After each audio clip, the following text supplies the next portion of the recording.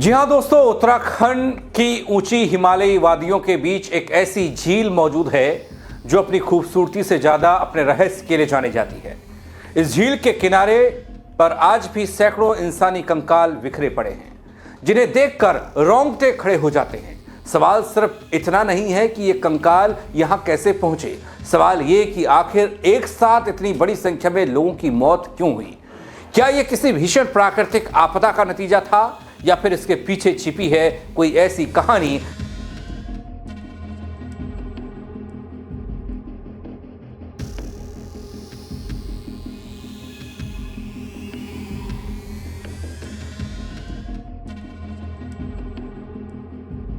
जिसे आज तक कोई पूरी तरीके से उजागर नहीं कर पाया।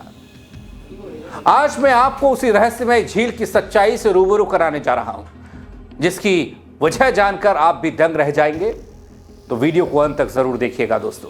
नमस्कार, पहला मैं पंकज रौतेला, आप देख रहे हैं अपना उत्तराखंड न्यूज। दोस्तों, आज भी देवभूमि उत्तराखंड में ऐसे रहस्य जिन्हें कोई नहीं सुलझा पाया। यहां रहस्य भरी झीलें, बर्फीली चोटियां, गुफाएं, जिनके बारे में सिर्फ सुनी सुनाई कहानियां ही सामने आती हैं। रूपकुंड झील का रहस्य। रूपकुंड झील उत्तराखंड के चमोली जिले में समुद्र तल से लगभग 5020 मीटर ऊंचाई पर है। यह छोटी सी ग्लेशियर झील दुनिया भर में स्केलेटन झील के नाम से जानी जाती है, क्योंकि इसके चारों ओर इंसानी कंकाल बिखरे हुए हैं। सदियों से यह जगह लोगों के लिए एक रहस्य बनी हुई है और जिज्ञासा का विषय भी। रहस्य की खोज कैसे हुई, सबसे पहले मैं आपको यह बताता हूं। 1942 में जब हिमालयी क्षेत्र में बर्फ कम पड़ी, तब पहली बार ब्रिटिश अधिकारियों ने झील के किनारे बड़ी संख्या में मानव अस्थियां देखी। शुरू में आशंका जताई गई कि ये किसी युद्ध या महामारी से जुड़ी हो सकती हैं, लेकिन बाद के शोध ने इस रहस्य को और गहरा दिया। परत दर परत हर कहानी, हर पहलू बताऊंगा आपको मैं आगे। वैज्ञानिक शोध क्या कहता है, सबसे पहले यह देख लीजिए दोस्तों। आधुनिक डीएनए परीक्षण, रेडियो कार्बन डेटिंग और कंकाल के अध्ययन से कई महत्वपूर्ण तथ्य सामने आए। झील में मिले कंकाल एक ही समय के नहीं हैं, बल्कि अलग अलग काल के हैं। कुछ कंकाल 9वीं 10वीं शताब्दी के हैं, जबकि कुछ अपेक्षाकृत बाद के बताए गए। कई खोपड़ियों पर गोल गहरी चोटें थी जो किसी सख्त चीज से टकराने जैसी थी।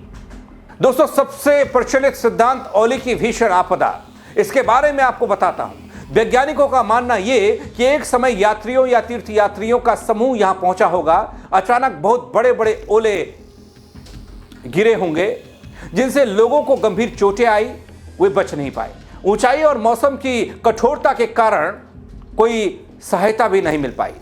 लोक कथाएं क्या कहती हैं, यह अलग बात है। स्थानीय लोक कथाओं के अनुसार भी आपको बताता हूं, यह दल नंदा देवी राजजात यात्रा से जुड़ा हो सकता है।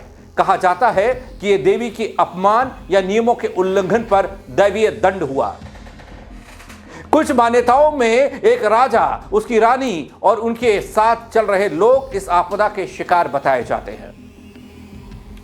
उसके बाद दोस्तों आता है एक महत्वपूर्ण सवाल, आज भी रहस्य क्या है।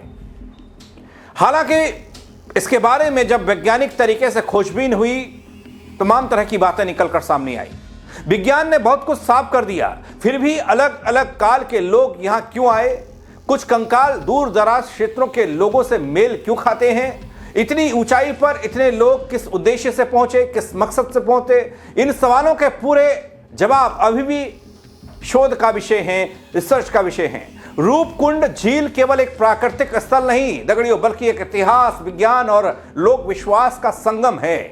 यह हमें हिमालय की कठोर प्रकृति, प्राचीन यात्राओं और मानव साहस तीनों की कहानी सुनाने वाली झील है। दोस्तों, यहां पर एक पड़ाव और आता है, नंदा देवी राजजात और रूपकुंड झील का संबंध। उसके बारे में भी जान लीजिए। जब इस रहस्य के बारे में जानना चाहेंगे तो यह भी एक बीच में पड़ाव आएगा। नंदा देवी राजजात और रूपकुंड झील का संबंध उत्तराखंड की सबसे प्राचीन धार्मिक परंपराओं, लोक कथाओं, ऐतिहासिक घटनाओं से जुड़ा हुआ है। यह संबंध केवल आस्था का नहीं है, बल्कि हिमालयी समाज की संस्कृति, नियमों और चेतावनियों का प्रतीक भी है। नंदा देवी राजजात जिसको लेकर हाल में हमने देखा काफी विवाद हुआ इस यात्रा को लेकर। लेकिन नंदा देवी राजजात क्या है, क्या आप ये जानते हैं जिसका इस रूपकुंड से कनेक्शन है? वो बताता हूं। दोस्तों, नंदा देवी राजजात उत्तराखंड गढ़वाल कुमाऊं की सबसे बड़ी और कठिन धार्मिक यात्राओं में से एक है। यह यात्रा हर 12 साल में आयोजित होती है। देवी नंदा देवी यानी पार्वती का रूप, भोलेनाथ की पत्नी, मायके से ससुराल यानी कैलाश तक की प्रतीकात्मक विदाई मानी जाती है। ये यात्रा का अंतिम पड़ाव हेमकुंड होता है, जो रूपकुंड के पास स्थित है। यह यात्रा सदियों से चली आ रही है और इसमें हजारों हजार श्रद्धालु भाग लेते हैं, इस यात्रा का हिस्सा होते हैं। दोस्तों, जब हम इस रहस्य के बारे में जानने के लिए निकलते हैं कि इतने नरकंकाल, इतने कंकाल इस झील में कहां से आए, तो उसमें फिर एक सवाल, फिर एक पड़ाव, ये झील का स्थान और उसका महत्व क्या है।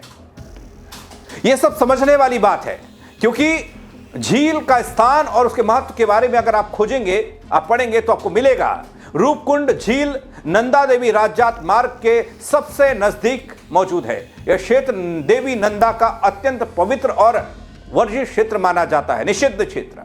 लोक मान्यता है कि यहां देवी के नियमों का उल्लंघन करना महापाप है। अब आता हूं दोस्तों लोक कथा पर। जो लोक कथाएं हैं उसमें इसका किस तरीके से वर्णन किया गया। लोक कथा बताती है राजा और देवी का क्रोध, उसको किस तरीके से इन नरकंकालों से जोड़ा गया, वो देखिए।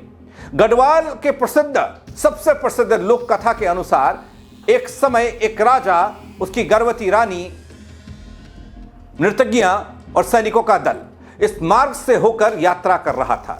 यह लोक कथा में है। इस दल ने देवी नंदा के पवित्र क्षेत्र में नाच गाना किया, शोरगुल मचाया, धार्मिक मर्यादाओं का उल्लंघन किया और इससे देवी नंदा क्रोधित हो गई, गुस्से में आ गई। तो क्या देवी नंदा ने दंड दिया उन तमाम लोगों को, और उसका परिणाम यह कि आज भी झील और झील के आसपास कंकाल बिखरे पड़े हैं। देवी का दंड और रूपकुंड, इसका संबंध भी देख लीजिए। वही लोक कथा बताती है। लोक कथा कहती है कि देवी ने आकाश से लोहे जैसे कठोर औजार बरसाए। ये देवी आपदा इतनी भयानक थी कि पूरा दल वहीं मारा गया। उनके शव और अस्थियां आज भी रूपकुंड झील के आसपास देखी जाती हैं। दोस्तों, यही कथा वैज्ञानिक शोध में मिले गोलाकार सिर की चोट से मेल खाते हैं। विज्ञान और लोक कथा का संगम आधुनिक वैज्ञानिक शोध बताता है। कई कंकाल की मौत ऊपर से गिरने वाली गोल वस्तुओं से हुई। यह प्राकृतिक रूप से भीषण ओले गिरने जैसा है। दोस्तों, लोक कथा इसे देवी का प्रकोप बताती है। इस प्रकार लोक कथा और विज्ञान दोनों की घटना की अलग अलग व्याख्या यहां पर होती है। लेकिन इन सब के बावजूद आज भी यह रहस्य छिपा हुआ है। कोई भी पुख्ता तौर पर यह नहीं बता पाता कि यहां पर इतने कंकाल कैसे आए, उसका क्या कारण है। क्या आप जानते हैं, आपने कोई कहानी, कोई लोक कथा सुनी है, कोई कहावत सुनी है इसके बारे में? तो कमेंट करके बताइएगा आप क्या कहना चाहते हैं, आपकी राय क्या है। और खबर को शेयर करिएगा, इस कहानी को शेयर करिएगा, ताकि लोग भी जान पाए रूपकुंड क्या है, यहां कैसे कंकाल आए। किसी के पास कोई जानकारी हो तो बता पाए।